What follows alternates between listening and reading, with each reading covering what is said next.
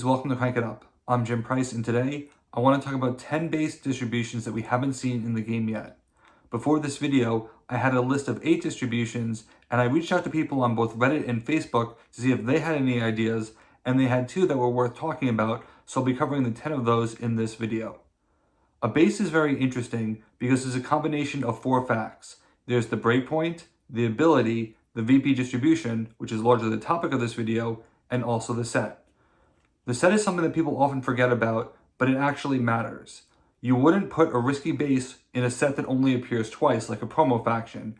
You'd have too high of a chance of seeing it. Also, when you think about ninja bases in the core set, they're a lot more insufferable because of the fact that there's 2, and that increases the chance of easily seeing them both if you actually follow the base rule.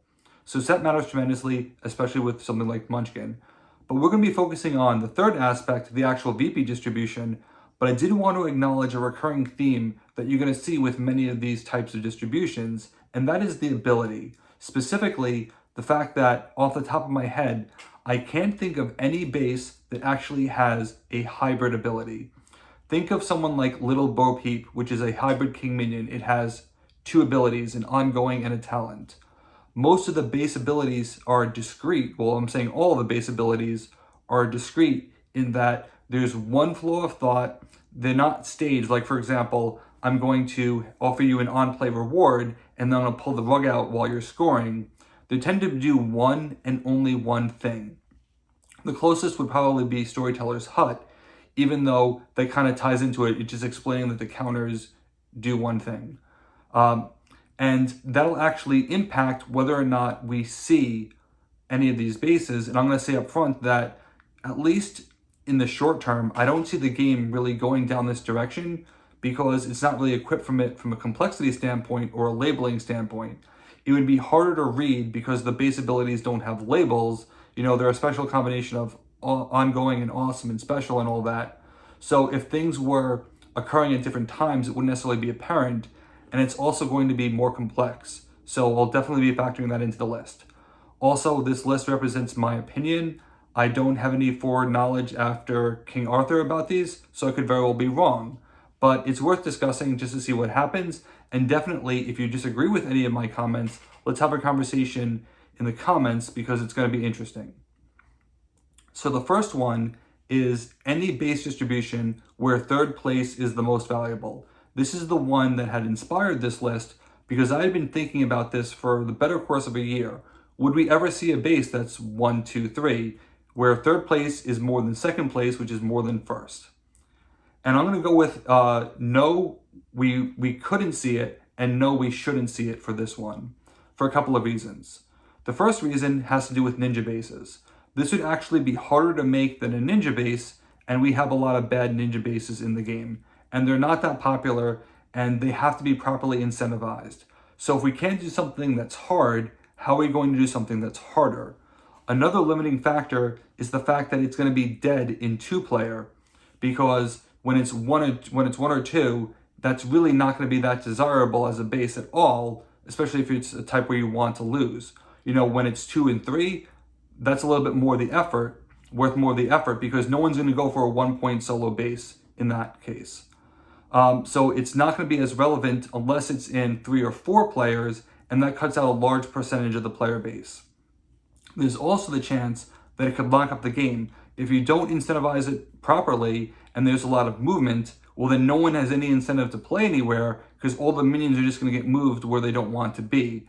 And you know, when we experiment with bases back in the day, that's actually happened from time to time. So you want to make sure that you're not actually locking anything up. So third place base, I don't see it happening, and I don't think it should happen either.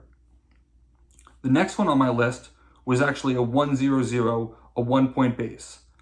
Could we see this? Maybe. Should we see this? Probably not, but I'm not rounded up to maybe. The problem is that it would be very difficult to incentivize because you have to look at Jungle Oasis and its 12 breakpoints as a starting point. Any lower than that, and there's essentially no staging. The base comes out, someone plays a minion, someone plays an action, and they have it right there. Now, that wouldn't be a lot, but every point matters, and it's also about feeling like this base broke before I even had a chance to have a turn, potentially. That wouldn't be very fun. when I broken bases on the first turn of the game, it's never a good thing, regardless of the number of points. It just seems like it's too much work. And given the fact that there are very few 2-0-0 bases and a 1-0-0 would be less desirable, I'm not sure that this would see it unless they were willing to have the proper incentive. And the breakpoint, again, is going to be an issue because you don't want to go lower than 12.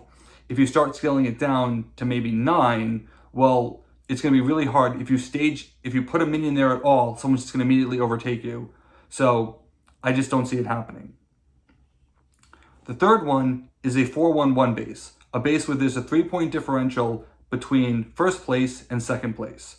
Could we see this? Yes. Should we see this? Yes. We almost did see this in a base that I really enjoyed, but it was taken away for reasons that I believe are 100% incorrect. When people see a 4-1-1 base, they tend to think that it benefits the winner too much because it's 3 points and it's always a 2-point difference. The example that's typically given is what happens when you have 1-2 bases and it's, let's say, 8-4. I'm going to use a lot of 2-player examples. So you've 1-2 bases, it's 8-4. If you win that third base, then it's going to be 12-5, and there's no way that the person is going to catch up. That's actually the wrong way of thinking about it, because as I said in previous videos, Smash Up is essentially a 5-base game. It's best of 3. If you win that third base having won the first 2, it doesn't matter if second place is worth 1 point or 2 points. You're going to win that game barring something unexpected. That extra point isn't going to make a difference. However, if you lost the first 2 bases, what would really help you get back into a game? A 4-1-1. A 4-1-1 is not the problem with a runaway leader, it's the solution to the runaway leader. It's actually the reversal of expectations. The closest we've come is Deep Reef Crag, which requires a specific set of circumstances for that to happen, but a 4-1-1 would be very good. I'd like to see one sooner rather than later. The next base is an extension of that, which is a 3-0-0. Again, 3-point difference, but this time there's no runner-up or third place. Should we see it? Yes. Could we see it? Maybe. It really depends on basically if people will campaign for it, because this one is less likely because of the fact that it has 0 points. And again, I point to the fact that there are only 3 200 bases. Will that extra point be more meaningful? Will it make people want to go to them more? Maybe. But again, because of that resistance, that thought that 3 points is too much of an advantage, despite the fact that there are several other bases that give much of a bigger advantage, it really is going to come down to how much people want to see it and whether or not they campaign for it. It's also going to heavily depend on the breakpoint. I think in this case, you need to actually make the breakpoint a little bit higher than it would be as a 3 to compensate for the fact that someone may walk away with nothing. You would want a significant amount of time to stage and actually fight for the battlefield, for the base. So, could we see it? Maybe, but we definitely should. Again, for all the reasons that 200 bases are good, you want the ability to claw back into the game. And it's an easy one to explain, 3-0-0. The next one is a 3-10, 3-1-0. Should we see it? Yes. Could we see it? Yes. This is actually really surprising that we've never had one of these, because it's the actual distribution that is scaled normally. You have 4-2-1 as the baseline. It scales up to 5-3-2. Well, what does 4-2-1 scale down to? 3-1-0. How come we haven't seen it before? We have a 2-1-0 mood site, which isn't very appealing. So why not 3-1-0? I have no idea. It makes a lot of sense. It's still relevant in third player because you're competing for that 1 point or the absence of a point. So it's never going to be dead. It's always going to be meaningful. This one seems like a no-brainer. Let's put a 3-10 base in there. The next one is certainly, this is not only on my list, but this was really popular on Reddit and Facebook. And this is any base with 7 or more points as a printed value. Should we see this? No. Could we see this? No. I'm not entirely sure. I think they may have actually tried this once. I think I remember reading that in some archive, and it didn't work, and it didn't surprise me. I could be wrong about that. But let's talk about all the reasons why I think this would be a mistake. The first one is a card like Overgrowth. So if you can basically get 7 points for nothing, that would be really problematic. That would be essentially half your points in the game with a card that blows up a base automatically. That the game is going to be over way too quickly. You talk about Smash Up being a 5-base game where you need to win 3. then there's your 3 right there, a 4, 4, and a 7, and it doesn't matter what happens because you're at 15. You don't even have to lose anymore. That would be a problem. The bigger problem I actually have is actually with second place, where I can do very little and get a third of my points. That's really wrong. One of the bases I don't like is Palooza, because Palooza can give you 4 points and it's really hard not to get them. All you have to do is have a minion on the board and you get 4 points. That's, a third of your points. It's really problematic, and we don't want to replicate that because the game will be over way too quickly. Some people, and I'm not going to go into too much details on this, but some people had mentioned that the VP should scale. And for my entire list, I was not focusing on fixing the VP with scaling abilities, but it makes sense to talk about it here. So, in other words, that it's printed as 7, but you may not get 7. As in other words, it'll come down, for example, based on how many minions that it takes you to win the base. So if you have a singularly powerful minion, then you're going to get the full 7 points, or maybe 6 points if it's, -1 per minion. Well, that's still problematic for reasons that may not be apparent, and it has to do with incentivizing the victory. Think about it. On a normal base, it's not uncommon for first place to have 4 or more minions and second place to have 1. You're usually committing 1 just to make sure you get points. Maybe you get 2, but maybe you put 2 if you're worried about destruction, but a lot of times it's 4 and 1. Let's apply that to the 7-5-4 scenario, and we're going to subtract 1 point for each minion. If that's the case, where's the incentive to break that base? If it's going to take you 4 minions to do it, and it would be probably more because it's significantly higher, then you're going to have 7 minus 4, which is 3, compared to 5 minus 1, which is 4. It actually turns it into a ninja base. There's no reason to actually try and break that, and it's a base that's going to stay out forever, and it's just going to clog the board. Now, if you had more of a hybrid ability, like, all right, I have a chance to increase the power, and I'm going to have some form of VP reduction, that makes it a little bit more likely, but again, I don't see Smash Up going there, and it's still problematic because it means that there are entire factions who can't possibly compete on this base, and then it would just be stuck there, and that's a bad thing. For all these reasons, I think it's highly unlikely I would campaign very much against a 7-point base. I'm not even sure that I want to see another 6-point base or any other base that has 4 points as second place. I think it's too much. Number 7 is an even distribution, a place where everyone gets the same amount of points regardless. No and no. Some of the worst bases in the game are 3-3-2, which in a 2-player is essentially the same thing. It's funny how ninja bases have a lot more intrigue because you're trying to waste minions, you're trying to surprise people. The 3-3-2 bases that they have, they're incredibly boring. They don't incentivize you at all. One that really stands out is the Nexus, and I find it funny that the Nexus specifically says the Nexus can't replace itself with itself, because who would want to? That base is absolutely awful.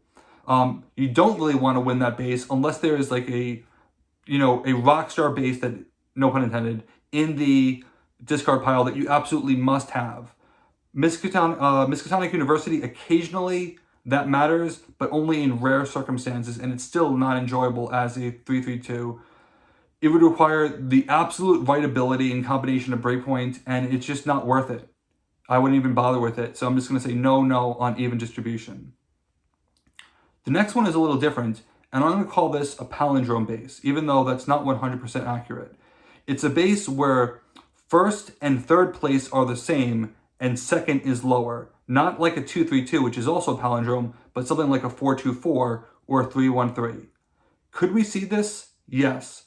Should we see this? I also think yes. I do wonder if a 4-2-3 would be more likely than a 4-2-4. And it has to do with the question of what's the incentive to win. I think you need to give them an incentive. You need to offer an on-play reaction that is too good to pass up, that you'll want to get at least once, but it'll tempt you to want to spam it and get it many times, which might push you into that second place range. In other words, the ability itself is saying, okay, either use it at least once or try and use it a bunch of times, because it's not going to be good to be in the middle.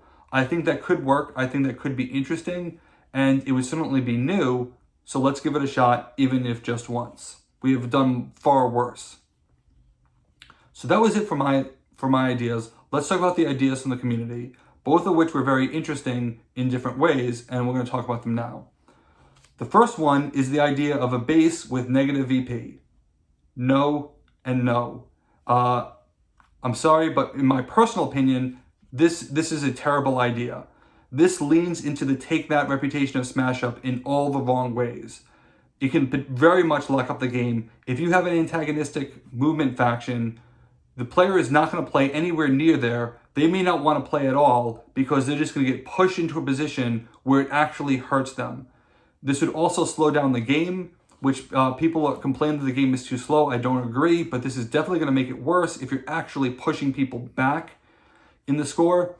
When it comes to scoring, there's VP reduction like dragons. It's not necessarily fun unless you're doing it, but it's also predictable and it's well contained to the dragons. There's VP stealing, which is worse because it's I'm taking one of your points, but at least that accelerates the game and can be a potential catch mechanic. I'm still not a fan of that, but at least it's going in the right direction. Actively taking away other people's points antagonistically, it's just not going to work and it's not going to be fun. It doesn't matter how it happens. If I see that, I would be so nervous about getting that, and I just know that someone is going to find a way to do that to me. It has very big king-making potential where you could actually impact the winner of the game and not have it not be you just by simply knocking someone down because they're winning, and indiscriminately. That's the base that scores in the middle of the game. That's the current winner. They're not necessarily going to run away with it, but you just need someone to target. It's just so many things can go wrong. It can really lock up the game. It's never going to be fun. Let's just not even bother with this one. The next one was a 4-player base. And this one surprised me. I definitely didn't think of negative VP. I never would have thought of the second one. Could we see a 4-player base? Yes. Should we see it? Yes. I think this is one where people would actually have to say, hey, let's make a 4-player base.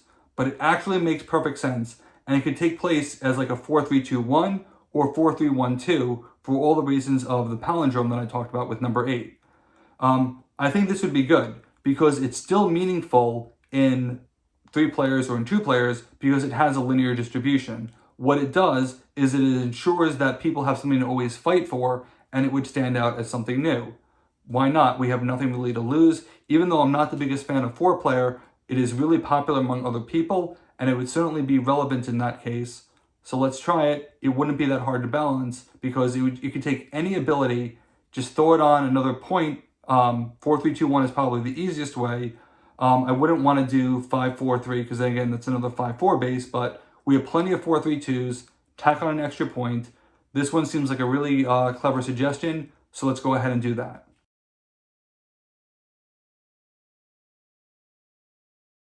So those are the 10 base distributions that we haven't seen in the game and my opinions on each one of them. What do you think about them? Let me know in the comments, and if you have any other ideas that I didn't comment in that list, bring it up and we'll talk about it then. Thanks so much for watching. Be sure to like and subscribe. Let's shut it down.